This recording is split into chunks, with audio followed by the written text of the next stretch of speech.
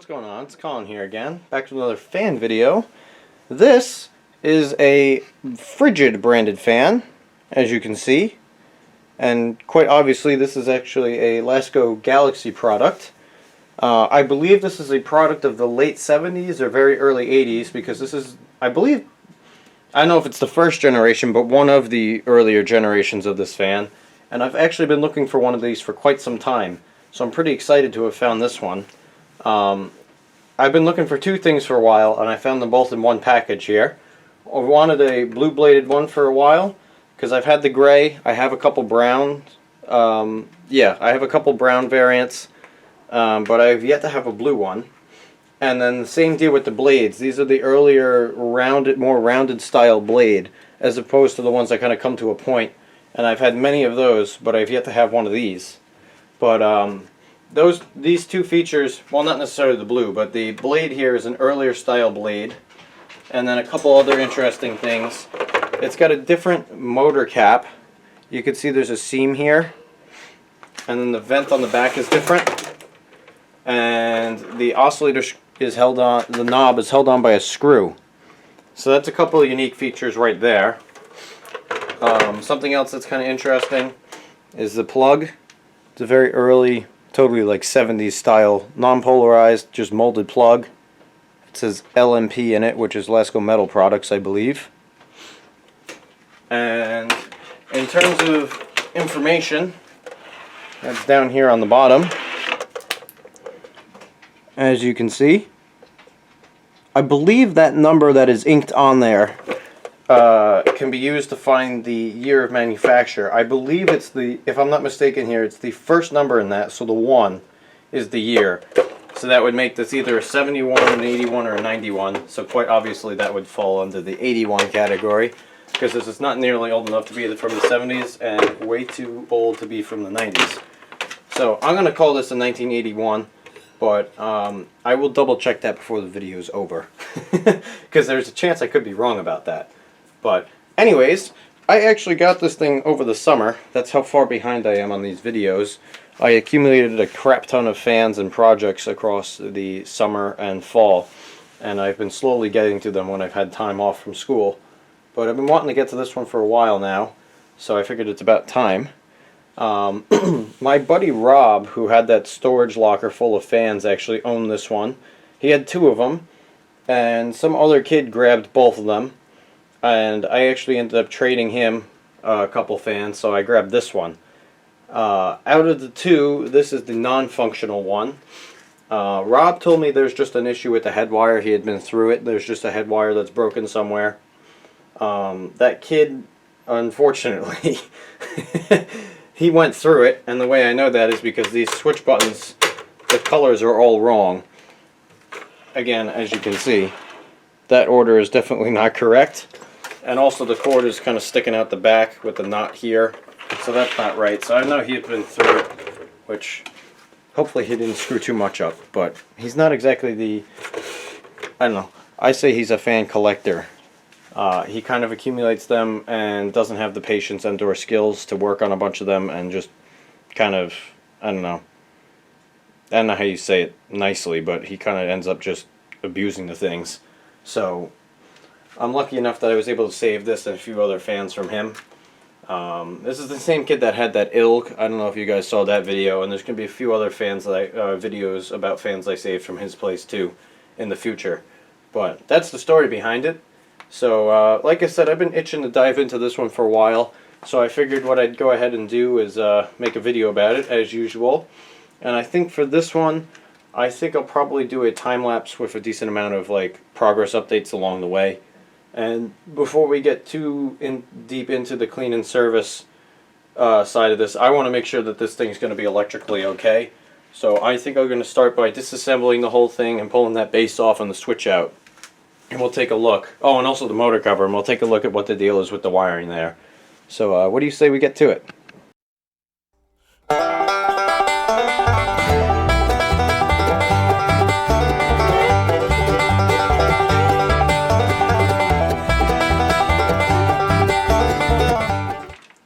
Well, there's your problem.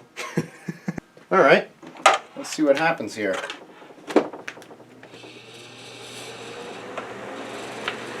Well, surprise, surprise, it works.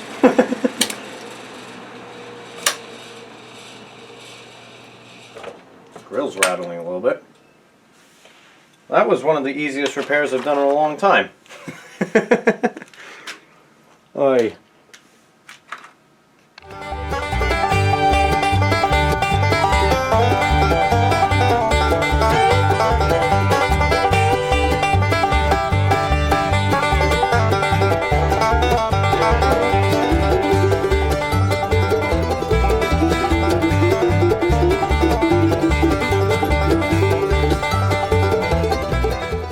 Alright, so that was a pretty easy fix.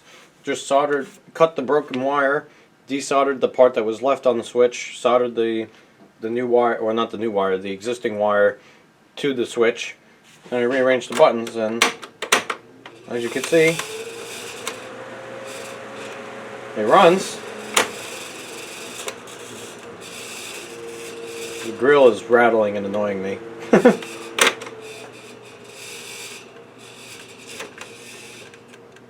Not quite sure what's causing that, actually.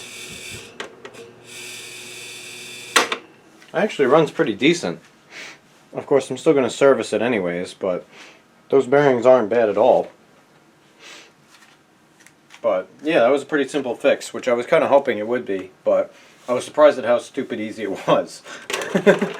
But yeah, that just figures the kid I got it from knew enough to rearrange all the buttons, but didn't think to take the electrical tape off. That's kind of what I'm talking about, for those who are curious. But now we got that. I'm going to discharge that capacitor, and I guess we'll carry on.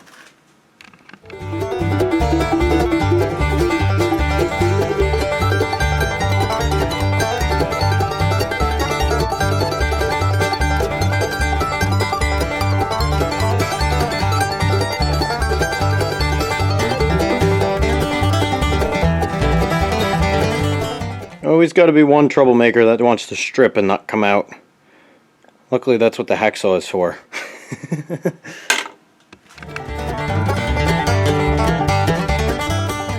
Okay, so a few other interesting things here I noticed as I was taking this apart.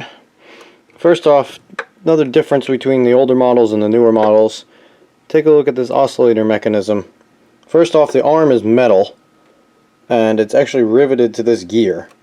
There's a screw back here which I have a feeling holds that shaft in, but of course it's stripped, and I didn't really feel like getting it out, so I just left it there and unscrewed it up there. But that's metal, and on this one, so is this shaft is metal. And to my surprise, there's actually quite a bit of grease still left in there. Of course, I'm going to pack a little bit more in because it can never hurt. And then something else interesting I noticed with this has got true oil wicks in it. Most of these don't. Most of these had that stupid stuff that was like oil impregnated from the factory, and then it kind of shrivels up over time, and then you're left with a tiny little blob at the bottom, and that's it. But this has got some real oil wick material in it. I think it's the same deal up front there. But something else I find interesting is, get a load of this. That looks like a thermal fuse to me, which I wouldn't think a heck of a lot of it. I mean, it's kind of large, which is kind of interesting. Usually they're not that big.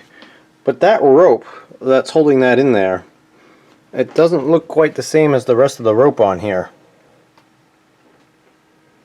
It looks like it's a little bit thicker and it's drier. It hasn't been hit with any form of like, varnish or anything. So I'm starting to wonder whether somebody replaced the thermal fuse on this. Which, that very well could be Rob's handiwork right there. I'm not saying that's for certain, but it could be. I'll have to ask him. If so, that's kind of neat. But either way, if it's not his, I think somebody else was in here at some point, because that looks not quite factory. But I mean, they did a very nice job. It's just, it's odd that they would use a different rope and such a large thermal fuse in a piece of plastic like that. But there's a couple stickers on here too, which I thought were kind of neat. But yeah, and there's some real oil wick down there too. So that's kind of interesting. Also, somebody, or maybe even from the factory, there's actually some grease on that pivot, which I don't think I've ever seen that before. And I think overall this motor housing is just a little bit heavier built than the newer ones are. And I actually quite like it. It seems like it's actually very well designed, and it's got a decently heavy build to it. Maybe it's just that I haven't worked on one of these in a while, but that does seem slightly heavier than the modern, or the more modern ones from the mid to late 80s and definitely the 90s. But that's definitely a stout little motor. And yes, I will go ahead, and you can see there's some metal shavings up there. I will blow that off with an air compressor, or at least dust it with a brush.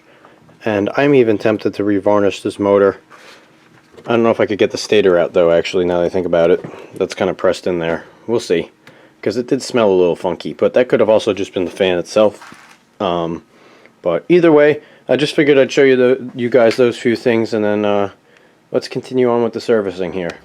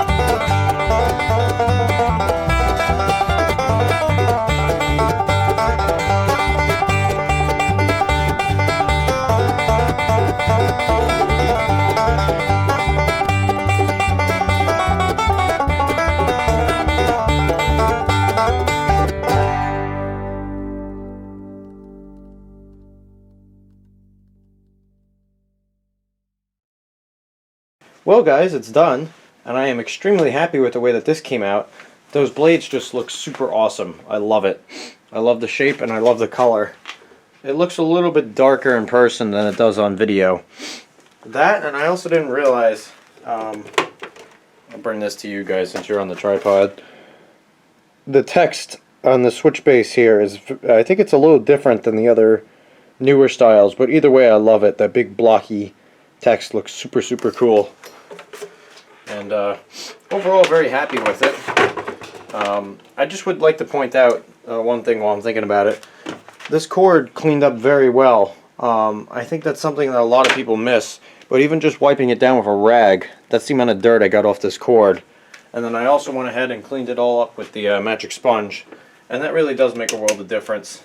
I know a lot of people miss out on little details like that, but for me it's the little details like that that make the fan clean service what it is.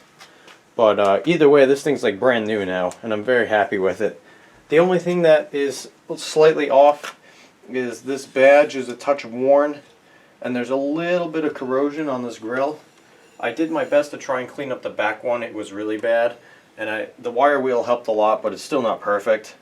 If I wanted to make it perfect, I'd go ahead and steel wool the crap out of it, but that would take forever, and I don't have any steel wool at the moment, so that will have to wait. But either way, it looks a million times better now that it's just cleaned up, and it will run better too now that it's serviced. I actually did do a little bit of research. I talked to my buddy Rob about this thing. He said he's never had this apart, and then that that thermal fuse that I looked at before is factory. And I guess so is the oil wicking too, so that's kind of unique. But yeah, either way, very happy with that. The base is ever so slightly yellowed, and so is the oscillator knob, but the motor housing isn't, so that must be made of a different type of plastic. But either way, it cleaned up pretty nice. The motor housing is absolutely mint. There's not a single imperfection on it. The base is pretty good too. There's a few spots though. And I just realized that there's a spot I missed here. I have to wipe that down really quick. But yeah, this thing's absolutely mint. the motor housing. And the base is not too bad. There's an imperfection right here. The back is a little yellowed right here. And the switchblade's got a little wear. But, I mean, this thing is from like 1981. So, it's going to have a few imperfections to it. So, overall, I'm very happy with it. And the plug cleaned up really nice, too. I really do like these style plugs. There's just something kind of neat about them that I like. One other interesting thing I noticed on this is, take a look at the way this cord is molded. Maybe the camera will decide to focus. But this side, it's molded very weird. It's molded so that this side is smooth and curved, and that this side is completely flat. It almost feels like this thing's been, you know, like sanded down on one side, but it's that way throughout the entire cord. So that can't be it. But I don't know if you guys, if it's going to pick up on this or not. I just thought that was kind of interesting. It's got a weird feeling in the hand, but anyways, let's go for a first start here. Here's high. It's got something of a startup sound, so I'll have to video that because I'm sure I'm sure Lamont will be all over this thing being blue and everything. So I got to get a startup sound for that, or for him. But as I've been told by other people that own these things, it does have a very distinct sound to it. It's ever so slightly out of balance, but it's not bad enough I'm going to worry about it. You can just hear it a little bit.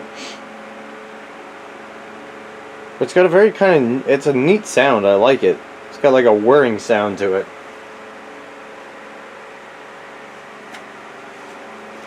Engage the oscillations here. Got a nice, slow, smooth sweep to it, which is nice.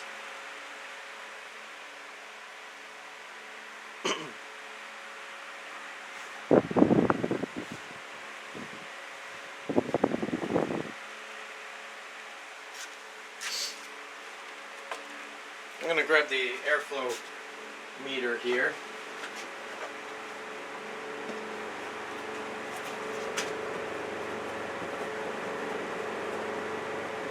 You can see they're flapping in the breeze, so it is in fact moving a very powerful amount of air. It's got a nice breeze behind it, but it is very, very quiet. Like, I mean, that's high speed, and you almost, well, I mean, it's there, but it's really not that loud at all. Got on the medium. Very nice distinction between the speeds. I really like that. I think that Lasko used two different styles of motors in these fans. Some of them were rated for a little less current and they ran faster. And then there's the one that I think this one has, which is rated for a tiny bit more current and it runs a little bit slower. But personally, I actually like this style a lot. Like I mentioned, it's got a very nice distinction between the speeds, and it's still very powerful, but it's a little bit more tame. I'll have to do a side-by-side comparison between this and my Sears upstairs, because I think that one's got the faster motor in it. See if we can get a little more paper towel out here.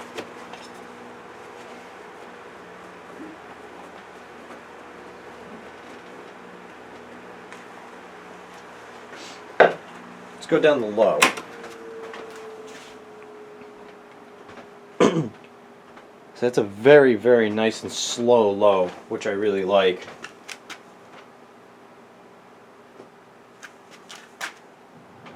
And honestly, you can hear the motor more than the fan itself. I guess more than the blades. I could just hear that Galaxy motor hum, and that's about it. You got a very slight whirring from the blades, but otherwise this thing is very, very quiet. And I'm definitely going to use this while I'm sleeping tonight. That is very nice. It's a very gentle breeze too, which is cool. It's still throwing out a decent amount of air, but it's very gentle.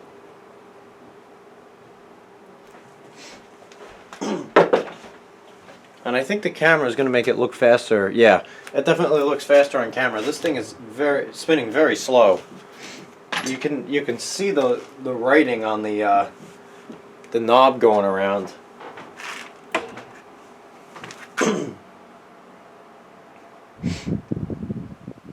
And the oscillation sweep is even slower, which is nice. Man, the more I look into this fan, the more I like it. This thing's awesome. We'll go back up to high here and we'll do a spin down. Just keep in mind I have not run this that much, so the oil has not probably seeped in that well. But either way, I think it's probably a lot better than when we started. Because at least it's got some fresh oil in it now. This one actually wasn't so bad. Those oil wicks actually were still kind of damp. But, you know, it can never hurt to add a little bit more. And those bearings are definitely nice and free, which is good. So I'm going to bring you guys a little closer and we'll get a startup sound here. And I get you guys about 6 to 8 inches away from the fan here. Let's go for a startup on high.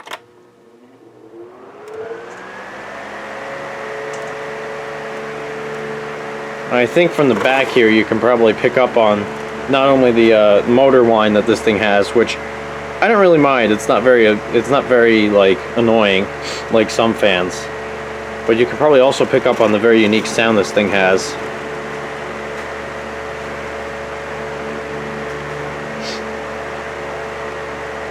We'll go down to low here just for a sound test so you can hear what I was talking about.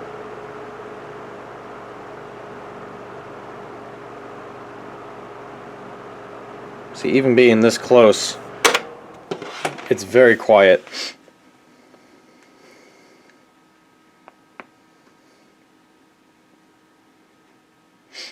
And once this thing spins down, we'll do a startup on low.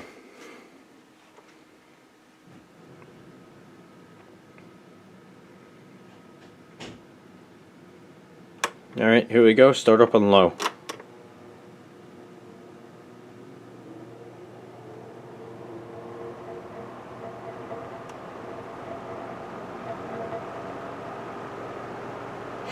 I don't know if the camera will even pick that up. That was very, very subtle, but it was there. So, yeah, there you go. That is the Frigid by Lasco Galaxy. 12-inch blue-bladed early style table fan. Like I said probably 100 times now, I am very happy with this thing. I already love this thing and I've hardly even used it. But the more I looked at it and the more I worked on it and looked into it, the more I liked it. It's got a lot of really neat features that I like. But anyways guys, I think that's going to do it for this video. So thank you all very much for watching. If you liked what you see, hit the little like and subscribe buttons. I would appreciate that. By all means, leave a comment if you have one, and I'll see you in the next one. Bye.